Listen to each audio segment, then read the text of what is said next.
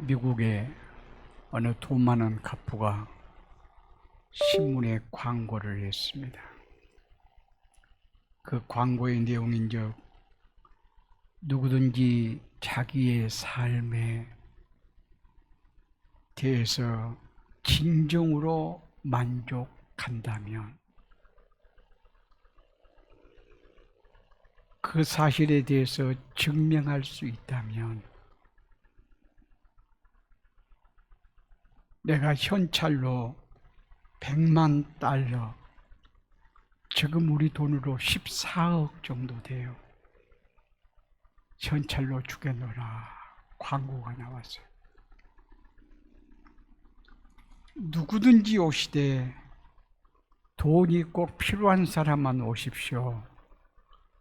이렇게 광고를 했어요. 정해진 날짜와 장소에 수많은 사람이 모여 다 같이 한 말, 나는 참 만족한 삶을 살고 있다. 이 고백들이었어요.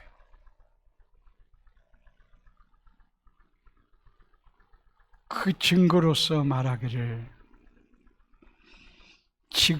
직장이 든든해서 내가 참 행복하고, 또 어떤 사람은 천사 같은 아내가 있어서 참 만족하고, 또 어떤 사람은 난 자녀가 대단한 능력이 있고 효도해서 만족하고, 나는 배운 것이 많고 탁월한 능력이 있어서 만족하고, 난 예수님을 잘 믿기 때문에 만족한 삶을 누린다고 주장했습니다.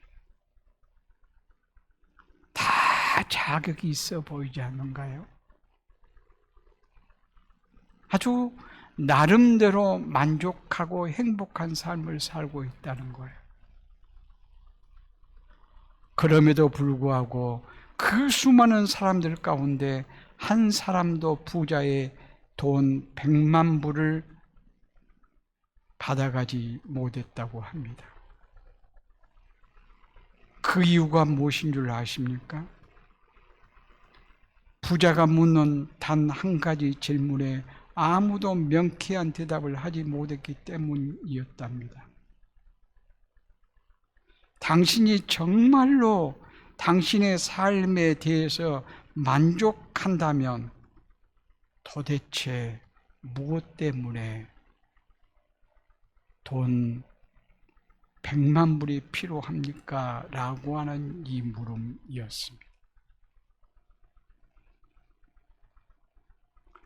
만족이라는 말의 뜻은 찰만, 꽉 찼다는 말이에요. 꽉 찼다는 말은 더 이상 필요 없다는 말이에요. 마치 컵에다 물을 담았어요. 끝까지 꽉 차면 어때요? 더 이상 필요치 않아요. 부을 필요도 없고 부어도 소용이 없어요.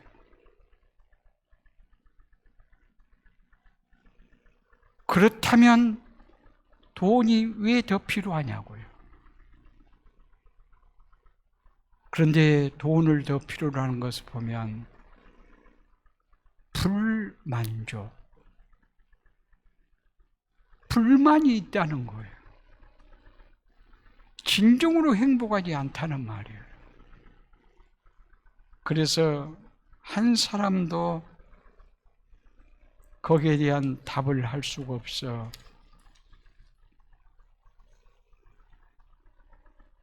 100만 불을 받지를 못하고 말았어요. 우리는 진정으로 만족한 사람, 더 이상 필요한 것이 없을 만큼 만족한 사람,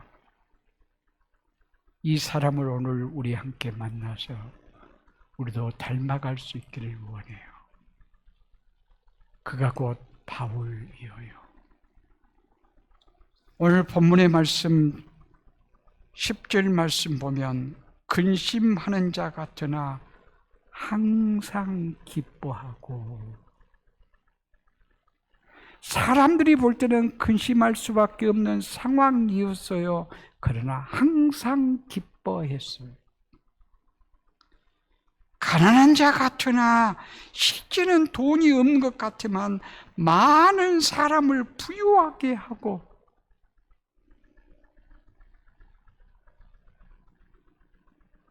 아무것도 없는 자 같으나 모든 것을 가진 자로다. 바울은 자신의 고백인과 동시에 그리스도 안에 있는 모든 자의 고백이기도 해요.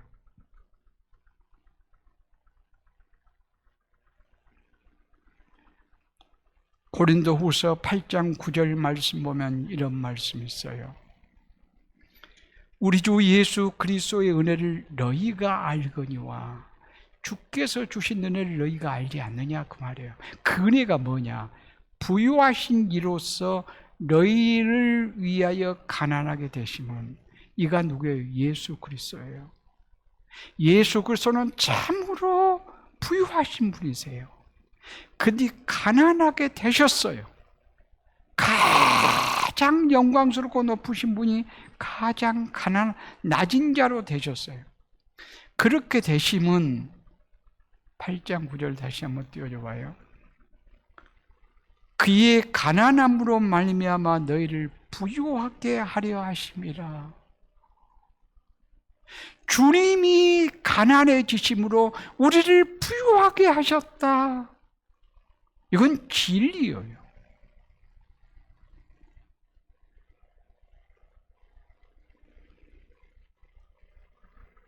주님이 가난해지심으로 우리를 부유하게 하셨다. 그 사실을 정확하게 한 바울은 나는 모든 것을 가진 자다.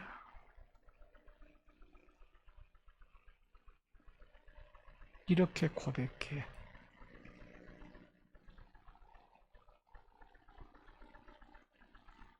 고린도전서 2장 9절도 보면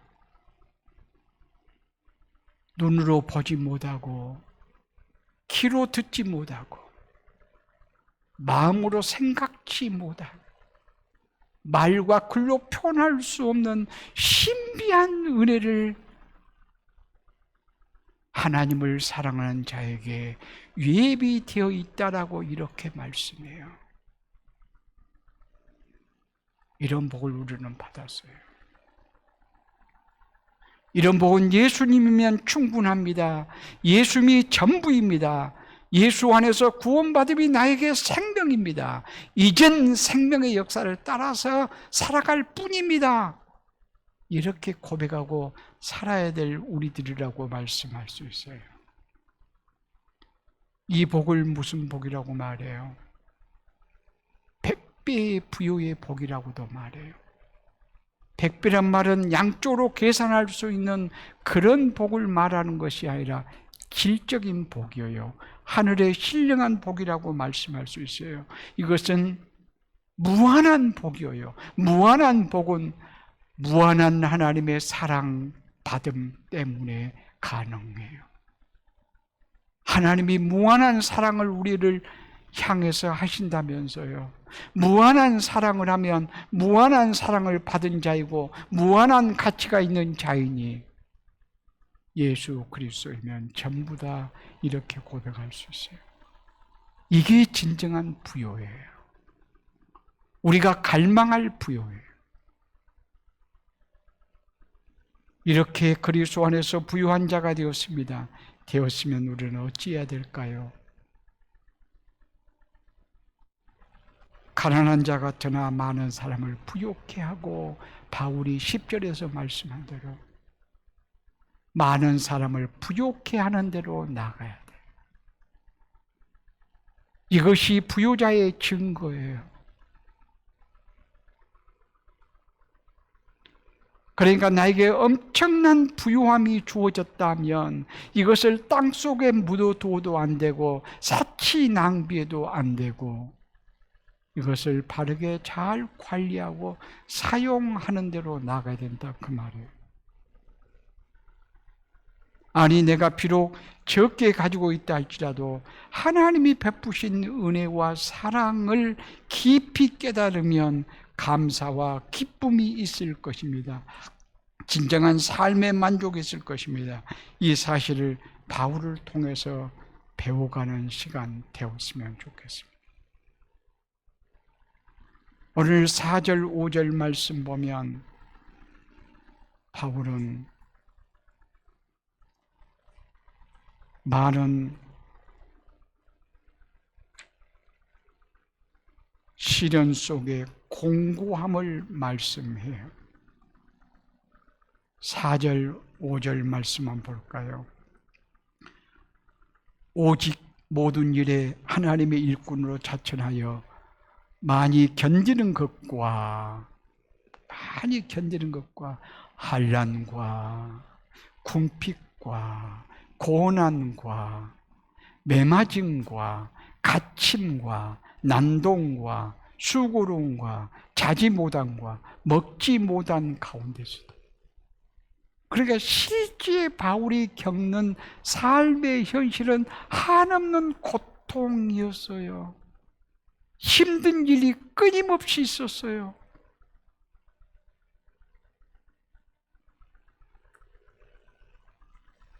우리는 좀 이해가 좀 안 될 거예요. 왜 하나님이 그렇게 사랑하는데 굶고 매를 맞고 고통을 당해야 되는가?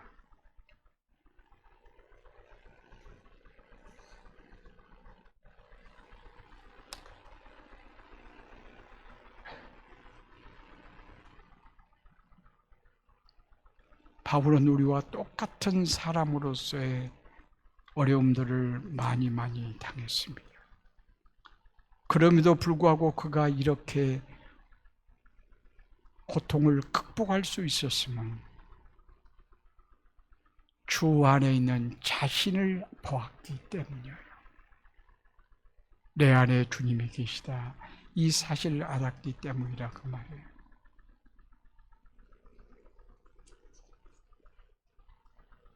바울은 핍박과 궁핍으로 고통스러운 삶을 살았습니다.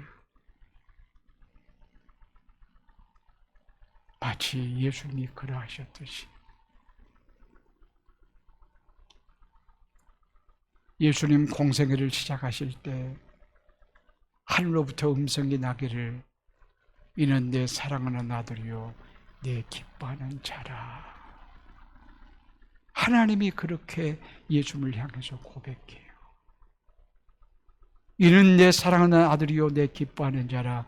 이 정도 고백받을 수 있으면 완전한 사랑, 행복이라고 말할 수 있지 않겠어요? 그러면 예수님이 필요로 하는 것 다 하나님이 주셔야 되는 거 아니겠어요?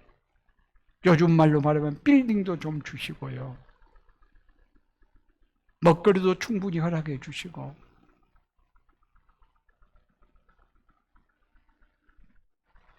좋은 옷도 좀 주시고, 이게 기본적이지 않는가요? 그러나 마태복음 4장 1절 말씀은 그때에 하늘로부터 음성이 들린 그때에, 어떤 음성? 이는 내 사랑하는 아들이요 내 기뻐하는 자라. 그 말씀을 듣는 순간 성령에게 이끌려, 거기까지는 너무 좋지요. 성령에 이끌렸다. 하늘에서 음성이 들리고 성령에 이끌렸다. 어디로 가셨는가요? 광야로 가셨어요. 광야는 한마디로 말해서 사람이 살 수 없는 곳이라고 이렇게 말씀할 수 있어요.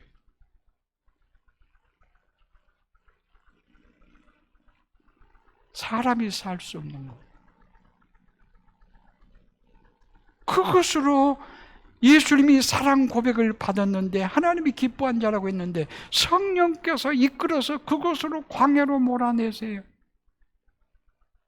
그리고 사탄에게 시험을 받아요. 시험 참 힘들잖아요. 이해가 안 돼요. 그러나 극복할 수 있는 비결이 어디에 있었을까요? 하나님이 이는 내 사랑 아들이요 내 극복하는 내 기뻐하는 자라, 이 말씀에 붙잡혀 있어야 승리할 수 있고요.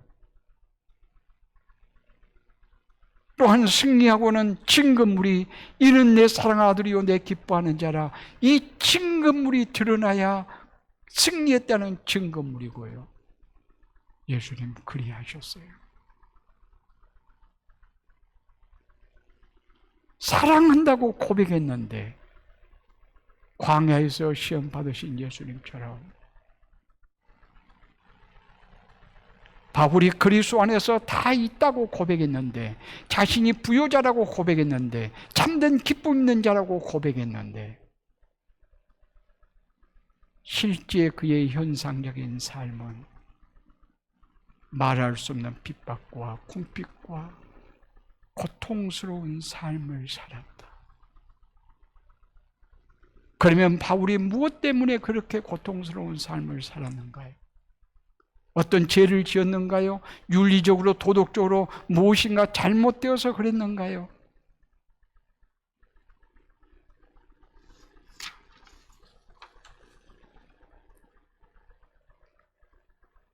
그가 그리했다는 증거는 고린도후서 3장 12절 말씀 보면 하나님 앞에서 경건하게 살고자 함 때문이었어요. 죄를 짓지 않았기 때문이에요. 결국 착하게, 선하게, 아름답게, 귀하게 살려고 함 때문에 핍박을 받는 거예요. 왜냐하면 사람들은 부패한 심정 때문에 경건하고자 살고자 하는 자를 핍박하게 되어 있어요. 사람은 악하면 다른 사람도 악해지기를 원하고요. 자기가 잘못하면 다른 사람도 같은 잘못했으면 좋겠고요. 악은 언제나 선을 핍박하게 되어 있습니다. 그러므로 핍박하는 것은 자기가 악하다는 증거일 수 있습니다. 악하고 못된 사람은 항상 그러하기를 원해요.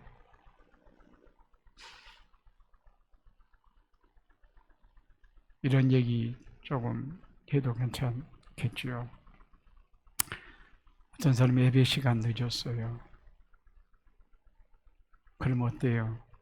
아이, 나 예배 시간 늦었네. 다음부터 안 늦어야지. 미안하네. 이런 마음 갖지요. 가져요. 근데 좀 있다 보니까 어느 집사님이 딱 들어와요. 그러면 조금 안도감이 생겨요. 근데 진짜 예배 시간 늦은 사람이 장로님이고 권사님이시네. 그러면 이제는 완전히 자유를 누려요. 이것이 악한 심성이에요. 자기가 잘못했으면 잘못한 대로 그러면 안 되지 이러고 이제 고치면 되는데, 다른 사람이 그러고 다른 사람도 그러기를 은근히 원한 거예요. 내 마음속에서. 그러면 위로가 되는 거예요. 힘이 되는 거예요.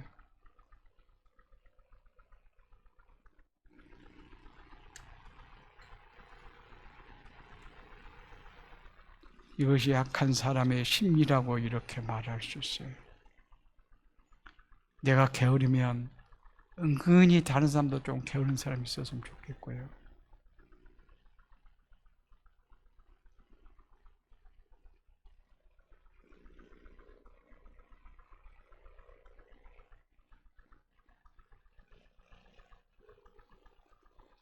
바울은 이런 어려운 시련 속에서도 하나님 앞에서 그리고 사람 앞에서 늘 변함없이 신실한 삶을 살았습니다.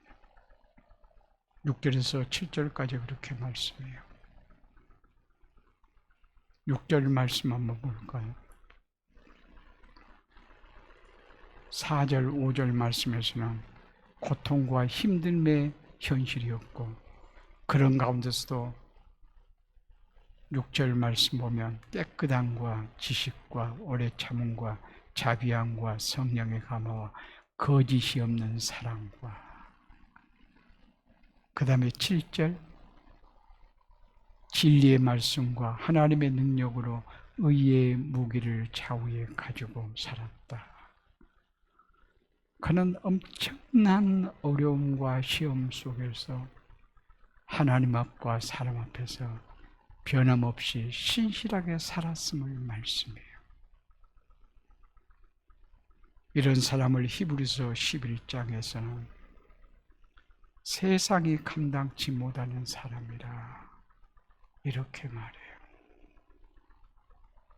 거기 보면 히브리서 11장 보면 믿음의 선진들이 나오죠. 그래 마지막 부분에 보면 핍박을 받되 칼로 목뱀을 당하기도 하고 끓는 가마 속에 집어넣기도 하고 사자굴 속에 집어넣기도 하고, 그러나 이런 사람들이 순교를 하면서도 오히려 하나님의 임재를 끝까지 누렸지 주를 부인하지를 않는 거예요. 그래서 이들의 별명을 뭐라고 말하는가? 세상이 감당할 수 없는 사람들이라 이렇게 말하고 있음을 봅니다. 주 4세기경 핍박이 많을 때예요.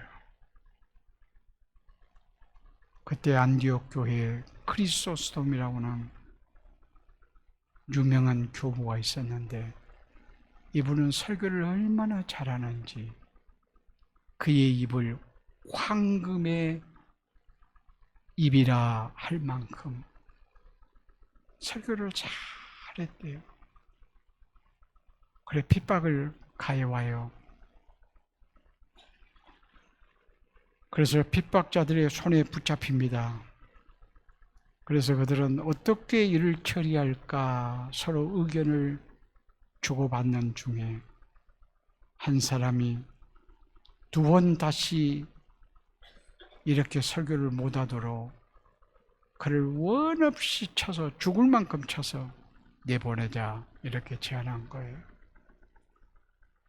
그랬더니 한 사람이 이들은 핍박을 받으면 받을수록 더 좋아해. 그래서 한 사람이 다른 사람에게 제안합니다. 이를 감옥에 집어넣되 종신토록 감옥에서 못 나오게 가둬버리자. 그랬더니 또 한 사람이 이들이 감옥에 집어넣으면 이들에게는 더 큰 힘이 되어지는 기도에 전력하게 되어져. 그래서 오히려 좋아할 수도 있어. 그래서 또 한 사람이 말하기를 이를 멀리 유배를 보내자. 멀리. 그러니까 유배를 보내면 자유로워서 그곳에 가서 복음을 더 힘있게 전하면 복음이 더 확산될 거야. 그래서 그것도 안 되고, 이를 없애버리자, 죽여버리자 그렇게 제안하니까 죽이면 순교한 사실로 인해서 순교자의 영광도 누릴 뿐만이 아니라 성도들은 순교자라고 더 귀하게 여길 수 있어. 이렇게 하면서 고심만 하다 끝났다는 이런 얘기가 있어요. 하나님의 사람들은 세상이 어찌할 수 없는 이런 축복을 받은 사람들이라 이렇게 말할 수 있습니다. 바울 사도는 엄청난 시련 속에서도 그의 마음 속에 언제나 남들이 알지 못하는 샘솟는 기쁨과 큰 감격 속에서 이게 진정한 부요다, 이렇게 고백하고 살았어요. 오늘 10절 마지막 절 다시 한번 볼까요? 근심하는 자 같으나 항상 기뻐하고, 가난한 자 같으나 많은 사람을 부유하게 하고, 아무것도 없는 자 같으나 모든 것을 가진 자로다. 그러니까 사람들이 볼 때는 환경은, 현실을 보면 근심하는 자 같고 가난한 자 같고 없는 자 같아요. 그러나 항상 기뻐하고 많은 사람을 부유하고 모든 것을 가진 자, 가짐을 누리는 것은 많은 사람을 부유케 하는 데 있어요. 이게 진리예요.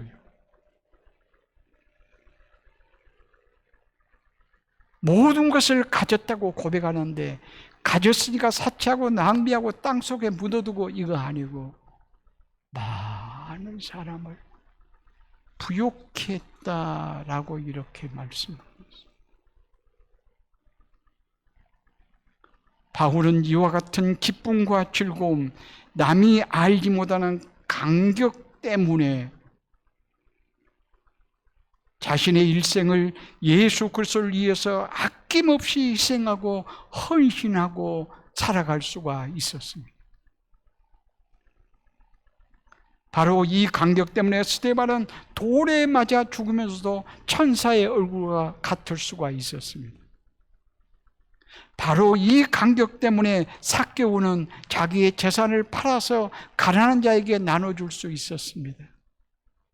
바로 이 감격 때문에 마리아는 예수님께 옥합을 깨뜨려 예수님의 머리에 풀 수가 있었습니다.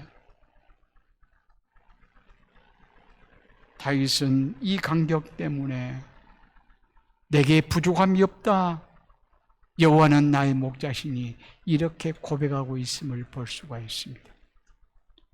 우리도 신앙의 선지자처럼 그리스도 안에서 진정한 부요자가 되었다라고 하며 감격을 가지고 우리가 삶을 살아가야 될 것입니다. 그리스도 안에서 모든 것을 가진 부유자는 그리스도의 생명으로 살았던 바울, 신앙의 선진들이라고 말씀할 수 있고, 오늘 우리들이 그리해야 될 것입니다. 그리스도의 생명 가운데 진정한 부유자가 되었으면 많은 사람을 오히려 부욕케 하는 자가 되자, 그 말이에요.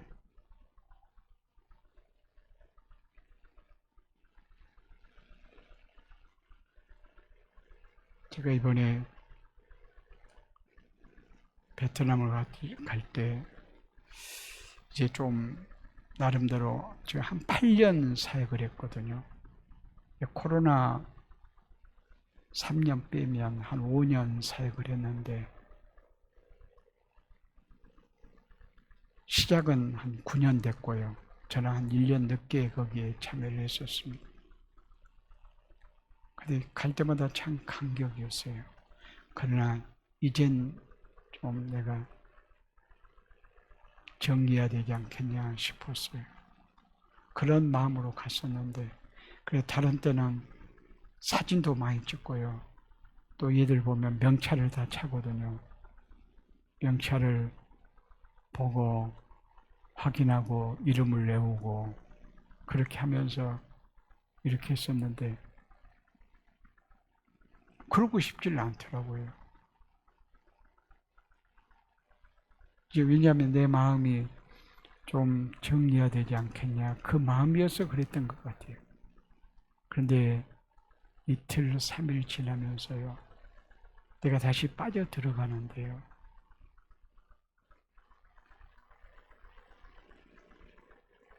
참 아이들이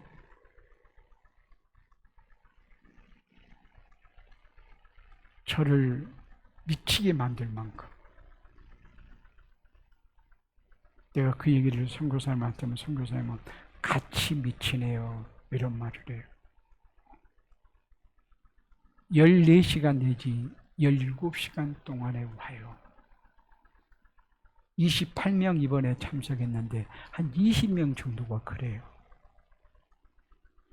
여러분 말씀을 사모해서 14시간 내지 17시간 버스를 타고 온다니까요. 그런데 아침 9시에 수업이 시작돼요. 그럼 오후 6시에 끝나요. 점심시간 조금 쉬었다가. 그런데요, 나는 신비한 기적이라고 말하고 싶어요. 한 사람도 죽는 아이가 없어요. 그들의 찬양 소리를 들어오면 천상의 음악 소리 같아요. 말씀을 갈망하는 눈망울을 보면 얼마나 아름다운지. 마지막에 시험을 보면, 저는 시험을 낼 때 항상 어디에 기준을 두냐 하면 30명이 본다 하면 90점이 두세 명, 90점 이상. 그리고 60점 이하가 두세 명. 그리고 나머지는 60부터 80점대에 맞으면 출제를, 청중을 잘 알고 잘했다고 그렇게 말해요. 그런데 그 이상이에요. 저랑 같이 강의했던 분이 모포 복된교회 목사님, 여기는 교리, 하이델베르크 요리 문답, 교리 문답을 했어요. 요리 문답이, 교리가 굉장히 딱딱하고 재미도 좀 없거든요. 신학교에서 배울 때도. 그런데요, 얘들이 빠져들어가기 시작하는데 90점 이상의 시험 보니까요, 시험이 쉽지도 않아요. 10명 이상이 나와요. 막 감동을 주는데요.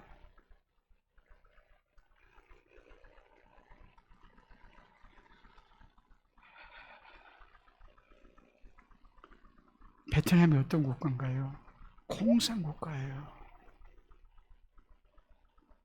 목사들은 감옥에 안 간 사람이 없대요. 막 10번, 20번 감옥에 들어간 사람도 있대요.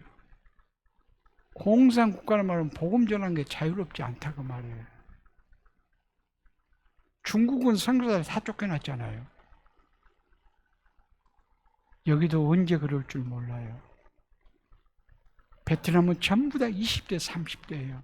내 정도 나이 된 사람은 찾아볼 수 없어요. 그리고 환경은요,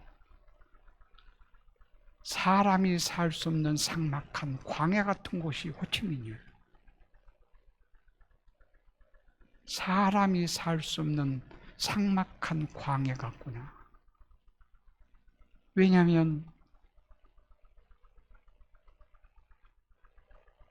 오토바이가, 제가 처음에 갔을 때 한 90%는 오토바이 같았어요. 오토바이가 얼마나 많은지.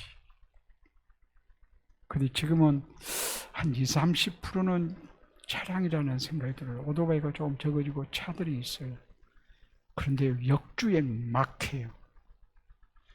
교통신호도 질서도 없고, 이거 뭐냐 이거. 근데 사고는 한 건도 내가 못 봤어요. 5년 동안 다니면서. 8년 전에부터 다녔는데 1년에 2번, 3번씩 다녔어요. 그런데요, 그렇다고 해서 오토바이 타고 다닐 수 없고, 승용차 가질 수도 없고, 걸어 다녀서 쉴 수 있는 공간도 없어요. 공원 같은 데가 없어요.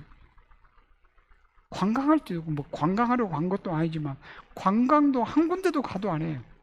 없어요. 또 아주 삭막해요. 우리 한국에 나오니까요, 에덴 같아요. 너무 아름다워요. 정말 좋은 곳이에요.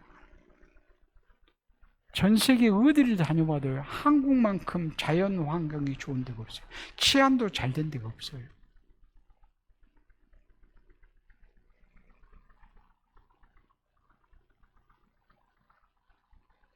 그런데 그러니까 외적인 것을 볼 때는 한국하고 베트남 호치민하고 비교가 안 될 만큼 우리가 부유하고 정말 환경이 좋아요, 여러 가지로. 그러나 영적인 상태는 저들은 그리스도를 위해서 생명을 아끼지 않구나. 전력을 다하구나. 어떻게 찬양을 저렇게 아름답게 할 수 있지?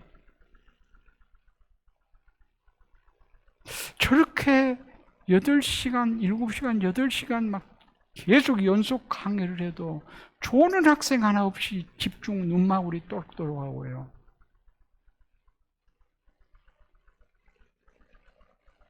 참 신비한 기적을 체험하고 옵니다.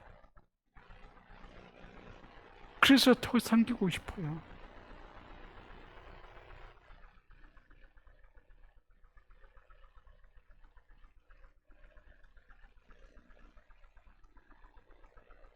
제가 하루 종일 강의할 때도 많았는데 이번에는 그럴 수가 없잖아요. 그래서 오후에 4시간 중에 2시간만 내가 하자.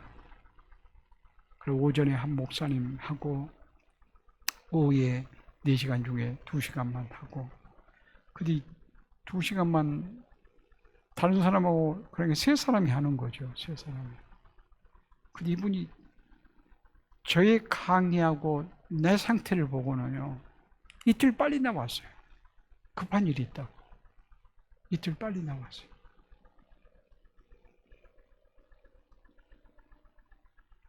그리고 내가 했어요, 계속.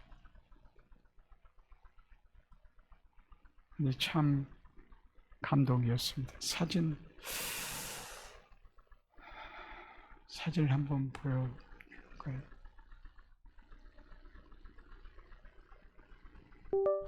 한 5분 동안만 보십시다.